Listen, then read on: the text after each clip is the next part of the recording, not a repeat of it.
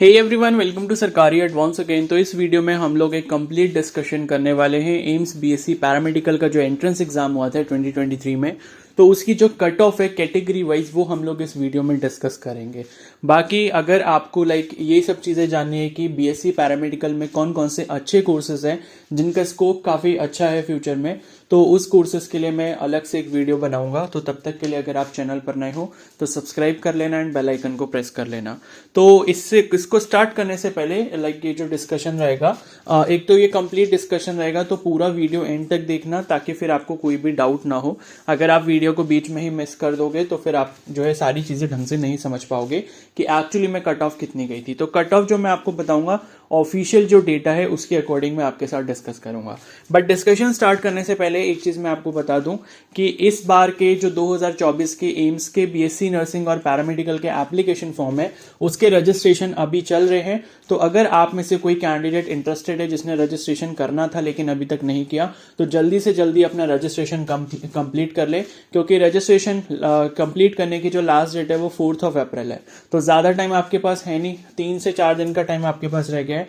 तो जिसको भी रजिस्ट्रेशन करना है 2024 के लिए वो कर सकता है। और अगर किसी को फॉर्म फिल करने में हेल्प चाहिए या फॉर्म मेरे से फिल करवाना है तो कमेंट सेक्शन में आपको टेलीग्राम आईडी मिल जाएगी, आप मेरे को वहां पर कांटेक्ट कर सकते हो, ठीक है। लेकिन सिर्फ उसी पर्पस के लिए, बाकी किसी और चीज के लिए नहीं। बाकी अगर आपको फॉर्म वगैरह कैसे फिल करना है उस पर वीडियोस मैं ऑलरेडी अपलोड कर चुका हूं, तो वो अगर आपको चेकआउट करनी है तो चैनल पर AIIMS BSc nursing and paramedical 2024 की प्लेलिस्ट है, उसमें आपको रजिस्ट्रेशन से रिलेटेड सारी वीडियोस मिल जाएंगी कि रजिस्ट्रेशन स्टेप बाय स्टेप कैसे करना है, सब कुछ उसमें मैंने बताया हुआ है। तो अब अपने डिस्कशन यहाँ पर स्टार्ट करते हैं।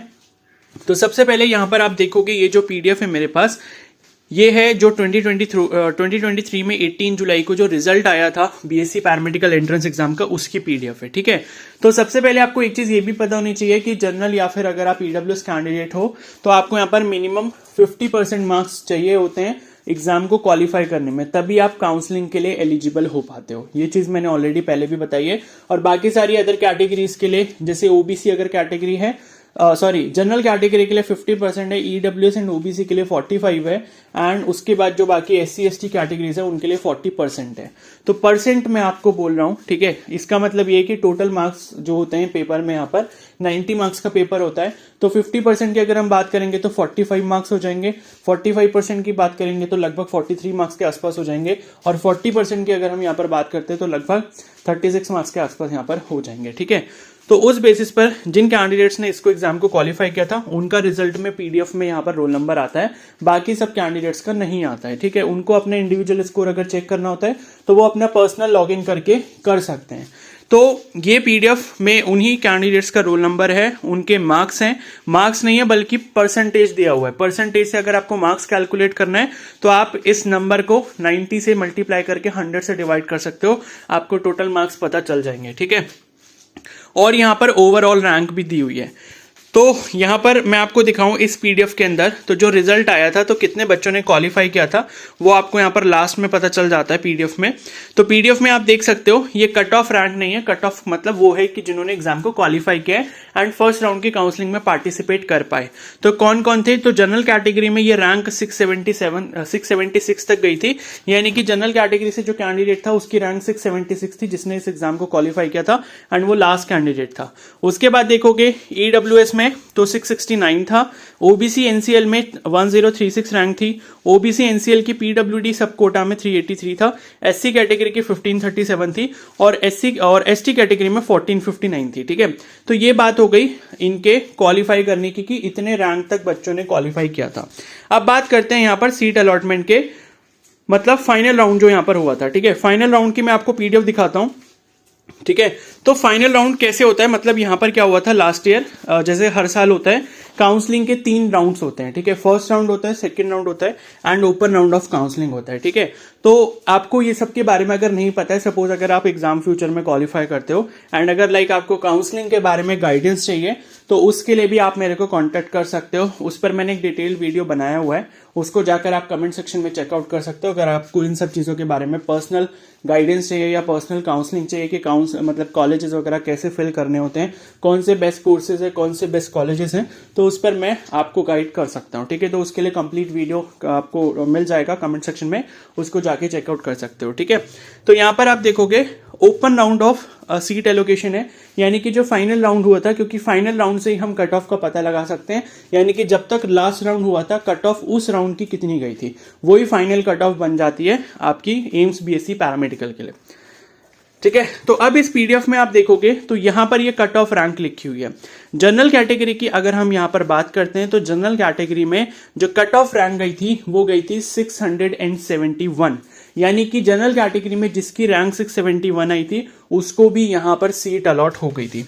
अब मैं आपको ये दिखाऊं, जो अभी हमने रिजल्ट देखा था, रिजल्ट की पीडीएफ में आप देखोगे जनरल कैटेगरी की जो क्वालिफाइंग मतलब रैंक थी, यानी कि जो लास्ट कैंडिडेट था जिसने इस एग्जाम को क्वालिफाई करा था, मतलब 50% मार्क्स उसके मिनिमम आ गए थे, 90 में से 45 मार्क्स उसके आ गए थे, उसका क्वालिफाई हो गया था, वो लास्ट रैंक थी 676 और 671 तक को जो है यहां पर फाइनली कॉलेज अलॉट हो गया था। ठीक है, अब इसका मतलब आप क्या समझ रहे हो? इसका मतलब ये समझ रहे हो कि जनरल कैटेगरी से जिसने भी इस एग्जाम को क्वालिफाई कर लिया था, बस क्वालिफाइंग मार्क्स वो लेकर आ गया था, उसको यहां पर सीट मिल गई थी एम्स में। और कौन से एम्स में मिली है ये भी मैं आपको यहां पर बता सकता हूं। ठीक है, 671 रैंक पर आप यहां पर देखोगे तो इनको एम्स कल्याणी मिला था और इनका जो कोर्स था वो था मेडिकल लेबोरेटरी टेक्नोलॉजी। ये आपको सामने दिख रहा होगा, मैं हाईलाइट कर देता हूं। ठीक है, medical laboratory technology MLT course इनको मिला था BMLT। ठीक है, तो अब आप सोच रहे हो कि यहां पर देखो कंपटीशन कितना कम है, इसीलिए मैं काफी सारे कैंडिडेट्स को ये बोलता हूं कि भाई अगर आप BSc नर्सिंग के लिए अप्लाई कर रहे हो तो BSc पैरामेडिकल के लिए भी करो, वहां पे कंपटीशन काफी कम रहता है एंड आपके चांसेस सिलेक्शन के बहुत ज्यादा होते हैं। ठीक है, अब नेक्स्ट बात करते हैं यहाँ पे ओबीसी कैटेगरी की। अगर आप कट ऑफ देखोगे फाइनल राउंड में कितनी गई है, 998, यानी कि ओबीसी कैटेगरी से जिसकी रैंक 998 आई थी उसको यहां पर फाइनल सीट अलॉट कर दी गई थी। और कहां पर करी थी ये भी मैं बता देता हूं। तो 998 वाले कैंडिडेट को एम्स ऋषिकेश मिला है, सोचो। ठीक है, एम्स ऋषिकेश में PSC MLT मिला हुआ है। तो इसका मतलब है, और मैं आपको दिखाता हूं कि क्वालिफाई कौन सी रैंक तक किया था, ये भी मैं आपको दिखा देता हूं। तो यहां पर आप देखोगे ओबीसी कैटेगरी में 1036 रैंक तक सिर्फ क्वालिफाई करने वाले कैंडिडेट्स थे और 998 तक सोचो कोर्स अलॉट हो गया। तो यहां पर आपको एक चीज ये फील होगी कि भाई जितने बच्चे क्वालिफाई कर रहे हैं लगभग उन सबको सीट मिल जा रही है। अब आप ये सोच रहे होगे कि 998 तक तो मिला, या 1036 वाले को क्यों नहीं मिला, या 998 के बाद क्यों नहीं मिला।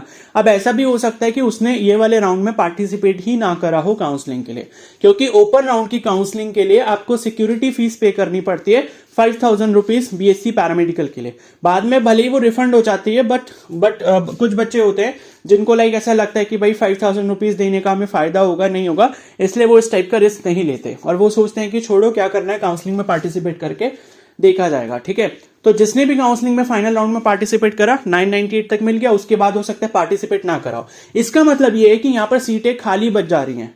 तो कहने का मतलब यहां पर आपको ये मैं मतलब ये प्रूफ करवाना चाहता हूं कि भाई अगर आपने सिर्फ एग्जाम को क्वालिफाई कर लिया है तो आप ये समझो कि BSc पैरामेडिकल में आपके लगभग 100% चांसेस हैं लास्ट राउंड तक कि आपको सीट अलॉट हो जाएगी। ठीक है, तो अभी भी अगर कोई कैंडिडेट ऐसा है जिसने फॉर्म नहीं फिल किया है BSc पैरामेडिकल का और सिर्फ BSc नर्सिंग का करा है या कोई भी नहीं करा है, तो मैं उसे कहना चाहूंगा कि भाई BSc पैरामेडिकल का फॉर्म आप फिल कर लो। एक अपॉर्चुनिटी आपके पास ऐसी होनी चाहिए कि लास्ट में अगर आपको कहीं पर भी कोई भी अच्छा कॉलेज नहीं मिलता तो किसी भी एम्स में अगर कोई भी पैरामेडिकल कोर्स मिल जाएगा तो उससे आपकी रेपुटेशन काफी अच्छी रहेगी एज कंपेयर टू कोई भी प्राइवेट कॉलेज जो आपके पास होगा। ठीक है, अब नेक्स्ट चलते हैं। ओबीसी कैटेगरी का हमने देख लिया। फाइनल राउंड में अगर हम देखें SC कैटेगरी की जो कट ऑफ गई है ओपन राउंड में वो कितनी गई है, 1518। तो 1518 रैंक तक जो है SC कैटेगरी में यहां पर कॉलेज अलॉट हुआ है। और लास्ट में आप देख सकते हो लिखा भी है 1518 रैंक को SC कैटेगरी से एम्स कल्याणी मिला था। और कौन सा कोर्स मिला था, MLT मिला था, BMLT। ठीक है, bachelors in medical laboratory technology. तो ये भी कोर्स अच्छा है। ठीक है, ये इनको अलॉट हो गया था। अब मैं आपको दिखाता हूं कि क्वालिफाई SC कैटेगरी में कितनी रैंक तक हुआ था। तो अब आप देखोगे SC कैटेगरी में नीचे दिख रहा होगा 1537। ठीक है, 1537 तक जो है यहां पर क्वालिफाई करने वाले बच्चे थे, यानी कि 90 में से 40% मार्क्स का मतलब होता है 36 मार्क्स। अगर 90 में से 36 मार्क्स आपके आ गए थे और अगर आप SC कैटेगरी में थे और अगर आपने फाइनल राउंड तक काउंसलिंग में पार्टिसिपेट किया हुआ था तो आपको 100% यहां पर कॉलेज मिल जाता। तो आपने देखा कि कट ऑफ कितनी रैंक तक गई है, 1518 तक गई है। ठीक है, कहां तक ये 1518 रैंक तक। अब हो सकता है 1518 के बाद जो भी कुछ कैंडिडेट होंगे उन्होंने हो सकता है पार्टिसिपेट ना करा हो, इस वजह से 1518 वाले कैंडिडेट ने जहां तक लास्ट तक करा उसको सीट मिल गई। ठीक है। तो आप देख रहे हो 100% सिलेक्शन यहां पर हो रहा है अगर आप लास्ट राउंड तक काउंसलिंग में फाइट करते रहते हो। तो यही चीज होती है जो बहुत सारे बच्चे जो होते हैं जिनको इस चीज के बारे में गाइडेंस नहीं मिल पाती या वो इस चीज को समझ नहीं पाते कि भाई हमें लास्ट तक काउंसलिंग में कैसे पार्टिसिपेट करना है, क्या क्या कोर्सेज हमें फिल करना है, सो दैट कि हमें बेस्ट कॉलेज और बेस्ट कोर्स मिल पाए। तो उसी के लिए मैं आपको गाइड कर सकता हूं। ठीक है, ऑलरेडी मैंने पहले भी ये डिस्कस करा है। ओके, तो ये चीज मैंने आपको यहां पर बता दी। अब बात करते हैं यहां पर एसटी कैटेगरी की। तो देखो एसटी कैटेगरी में आपको ओपन राउंड में नहीं दिख रहा है कोई भी कैंडिडेट। ओपन राउंड में इन्होंने रैंक इसलिए नहीं निकाली क्योंकि फाइनल राउंड जो ओपन राउंड हुआ था उसमें एसटी कैटेगरी का कैंडिडेट हो सकता है किसी ने पार्टिसिपेट ही नहीं करा हो काउंसलिंग में। ठीक है, अब ऐसा क्यों हुआ है वो मैं आपको बताता हूं। ठीक है, ये आपका फाइनल राउंड हो गया और ये जो पीडीएफ है ये आपकी सेकंड राउंड की काउंसलिंग की पीडीएफ है। तो ऊपर देखो लिखा भी है announcement of second round of seat allocation AIIMS and subjective speciality for BSc paramedical courses 2023 session. तो सेकंड राउंड के रिजल्ट में आप देखोगे यहां पर भी आपको एसटी कैटेगरी की कट ऑफ नहीं दिखेगी, यानी कि सेकंड राउंड में भी ऐसा कोई कैंडिडेट नहीं था जिसने एसटी कैटेगरी से पार्टिसिपेट किया था काउंसलिंग में। अब मैं आपको दिखाता हूं फर्स्ट राउंड के काउंसलिंग का रिजल्ट। ठीक है, ये रहा फर्स्ट राउंड की काउंसलिंग का रिजल्ट। ऊपर देखो लिखा है announcement of first round of seat allocation for BSc paramedical courses 2023 session. इसमें जब आप नीचे की तरफ आते हो और यहां पर अगर आप देखते हो एसटी कैटेगरी की कट ऑफ रैंक कितनी गई थी, यानी कि कितनी रैंक तक एसटी कैटेगरी से सीट मिली थी, तो आपको दिख रहा होगा एसटी कैटेगरी में 1405 तक यहां पर सीट अलॉट हो गई थी। और बात करें कि एसटी कैटेगरी में कितनी रैंक तक क्वालिफाई किया था कैंडिडेट्स ने, तो वो भी मैं आपको दिखा देता हूं। तो ये तो फर्स्ट राउंड की बात हो गई और रिजल्ट जो है वो आपका ये रहा। ठीक है, तो एसटी कैटेगरी में आप देखो 1459 तक कट ऑफ गई है, यानी कि 1459 रैंक तक बच्चों ने क्वालिफाई किया था। मतलब ये 1459 वाला कैंडिडेट ऐसा होगा जिसके मार्क्स मतलब 40% रहे होंगे, यानी कि 36 मार्क्स रहे होंगे, तभी उसका क्वालिफाई हो गया। जिसके 36 से कम रहे होंगे 90 में से, उसका क्वालिफाई नहीं हुआ होगा। अगर हो जाता तो उसको भी सीट मिल जाती। तो 1459 तक तो देखो क्वालिफाई हो गया। और फर्स्ट राउंड में आपने देखा अभी कि फर्स्ट राउंड में यहां पर 1405 तक यहां पर सीट ऑलरेडी अलॉट हो चुकी है।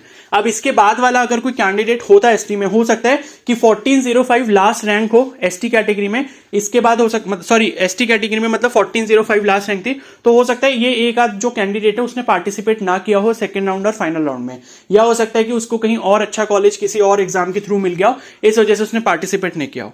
तो 1459 तक यहां पर क्वालिफाई किया गया और 1405 तक यहां पर जो सीट अलॉट हो गई।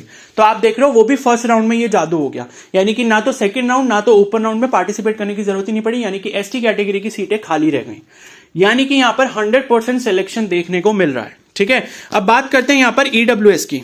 ठीक है, तो ईडब्ल्यूएस का मैं एक बार फाइनल राउंड में आपको दिखा देता हूं। ओपन राउंड में देखो आपको ईडब्ल्यूएस नहीं दिखेगा, ओपन राउंड का ये पीडीएफ है, इसमें ईडब्ल्यूएस नहीं दिखेगा। ठीक है, उसके बाद आपको सेकंड राउंड दिखाता हूं। तो सेकंड राउंड में देखो यहां पर आपको ईडब्ल्यूएस दिख रहा है। सेकंड राउंड में ईडब्ल्यूएस की जो कट ऑफ रैंक गई है वो 476 गई है, यानी कि ईडब्ल्यूएस से 476 रैंक तक सेकंड राउंड में यहां पर सीट अलॉट हो गई थी। अब बात करें कि ईडब्ल्यूएस में क्वालिफाई किस रैंक तक हुआ था, एग्जाम जो है क्वालिफाई किस रैंक तक हुआ था, तो ये आपकी क्वालिफाइंग लिस्ट है। इसमें आप देखोगे कि ईडब्ल्यूएस में 669 तक जो है यहां पर क्वालिफाई किया गया है। अब ईडब्ल्यूएस की कुछ सीटें देखो खाली तो हमेशा रहती हैं, भले कोई भी राउंड हो, हर कैटेगरी की सीट्स उसमें खाली रहती हैं। तो अब हो सकता है कि ओपन राउंड में ऐसा कोई कैंडिडेट ना आया हो जिसने जो ईडब्ल्यूएस से बिलोंग करता था और उसने पार्टिसिपेट ना किया हो, वरना ये कट ऑफ जो है मतलब और बढ़ सकती थी, क्योंकि 669 का मतलब ये है कि 669 तक लास्ट कैंडिडेट था ईडब्ल्यूएस से जिसने पार्टिसिपेट किया था, और जिसको सीट यहां पर अलॉट हुई है वो है 476 के ऊपर, यानी कि सेकंड राउंड में। और अगर कोई कैंडिडेट इसके बाद भी था 476 के बाद जिसको सीट नहीं मिली थी, ऑब्वियसली कुछ कैंडिडेट्स रह गए होंगे, लेकिन अगर उन्होंने ओपन राउंड में पार्टिसिपेट किया होता तो उन्हें वो सीट मिल जाती, क्योंकि हर राउंड में हर कैटेगरी की कुछ ना कुछ सीटें खाली रह जाती हैं। ठीक है, तो बस ये आपकी सारी कैटेगरीज हो गई। ओसीएस करके जो एक पीछे लिखा था वो ओवरसीज सिटीजन्स होते हैं, यानी कि जो अदर कंट्रीज के एनआरआई वगैरह है उनका कोटा होता है वो। ठीक है, तो ये आपकी टोटल जो है कट ऑफ रैंक थी। तो फाइनल राउंड में आपको एक बार फिर से दिखा देता हूं। ओपन राउंड की जो कट ऑफ है वो आपकी ये वाली है। ठीक है, एससी एसटी की मैंने बता दी, एसटी का फर्स्ट राउंड में सारा क्लियर हो गया था, ईडब्ल्यूएस का सेकंड राउंड में सारा क्लियर हो गया था, उन्हें ओपन राउंड तक आने की जरूरत ही नहीं पड़ी, या जो कैंडिडेट्स बच भी गए थे उन्होंने ओपन राउंड में ट्राई नहीं किया। तो ये पूरा आपका जो है अच्छे से मैंने डिटेल में आपको समझा दिया है कि कट ऑफ कितनी जाती है। इसी वजह से मैंने आपको बोला कि भाई एम्स बीएससी पैरामेडिकल बस आप क्वालिफाइंग मार्क्स लेके आ जाओ अपनी कैटेगरी के अकॉर्डिंग। जनरल के लिए जो क्वालिफाइंग मार्क्स हैं वो आपको वो मतलब कितने 50% है, ईडब्ल्यूएस और ओबीसी के लिए 45 है, एंड उसके बाद एससी और एसटी के लिए 40% मार्क्स है। परसेंट का मतलब कि 90 मार्क्स का पेपर होता है तो 90 का 45%, 90 का 50% और 90 का 40% अगर आप कैलकुलेट कर लेते हो तो उतने मार्क्स आपको लेकर आने पड़ेंगे। यानी कि जनरल कैटेगरी के लिए 45 लाने पड़ेंगे कम से कम, ईडब्ल्यूएस और ओबीसी के लिए 45% का मतलब हो गया लगभग क्या बोलते हैं 40 to 41 के आसपास, ठीक है।